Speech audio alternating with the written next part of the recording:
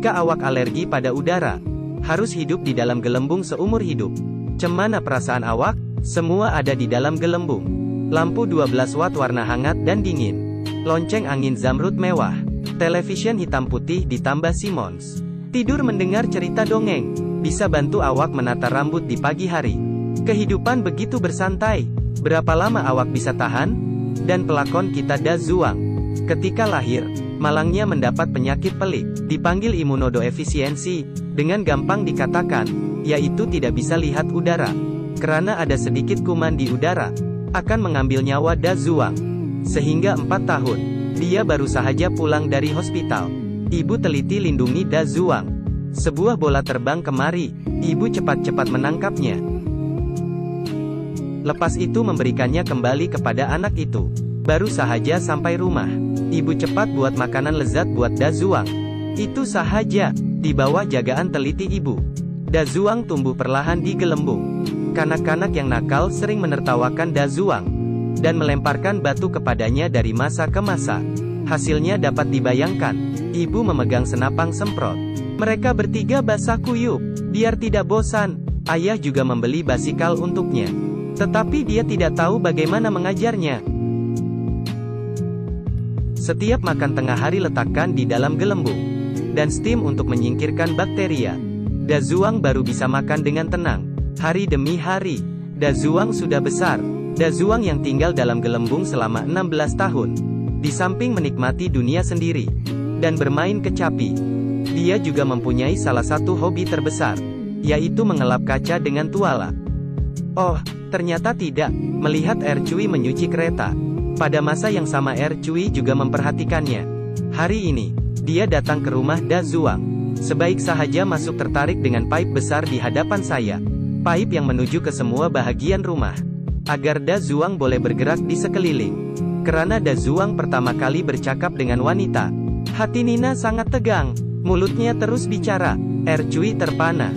Tapi dia naif dan comel. Dan memenangi hati Ercui. Selepas Ercui pergi, ibu dengan cepat membasmi kuman gelembung. Hati Da Zuang saat ini sudah terbang mengikuti Ercui pergi.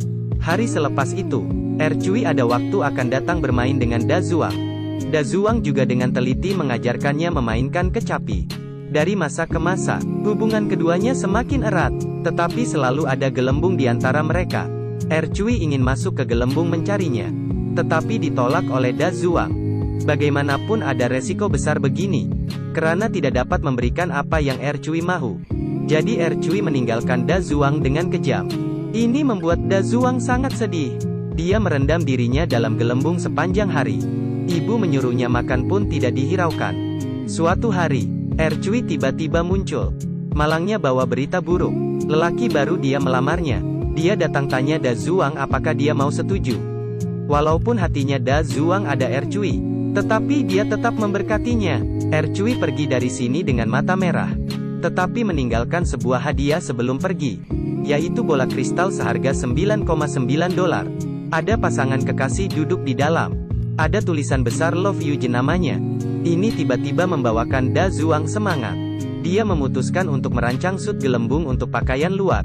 Untuk mengekalkan cinta sendiri, demi cinta sendiri, Da Zuang mulai merancang sut gelembungnya. Dia masuk ke dalam sut gelembung. Perlahan mengisi sut gelembung dengan oksigen. Kemudian menusuk rumah gelembung dengan sengaja.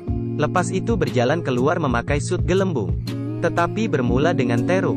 Tanpa diperhatikan, satu kaki memijak kosong dan bergolek ke bawah. Untung saja kualiti sut gelembung itu baik. Jika tidak semuanya akan bocor. Tetapi saat buka pintu, langsung menghadapi kesulitan pertama.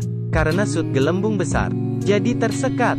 Da Zuang pukul dengan kemarahan. Lepas itu jatuh cium bumi. Selama 16 tahun, ini kali pertama Da Zuang keluar.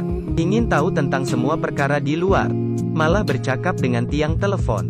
Lepas itu berlari sepanjang jalan. Keseronokan yang tidak biasa. Mesti cakap. Kekuatan cinta sungguh hebat. Bisa buat Da Zuang punya keberanian keluar dari rumah. Dia datang untuk beli tiket dan coba cari Ercui dengan kereta. Tetapi kata konduktor, kanak-kanak pergi bermain pasir saja. Da Zuang terpaksa berjalan kaki untuk cari Ercui. Tetapi baru saja di jalan raya,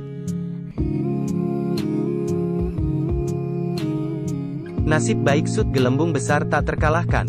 Tiada muncul masalah apapun. Orang di kereta bersedia memberi Da Zuang perjalanan. Lepas itu dia bertemu Pak Cik yang baik hati. Selepas Pak Cik mendengar pengalamannya, Pak Cik merasa sangat simpati. Karena dirinya sama seperti Da Zuang. Rindu akan cinta yang panas. Jadi dia membawanya.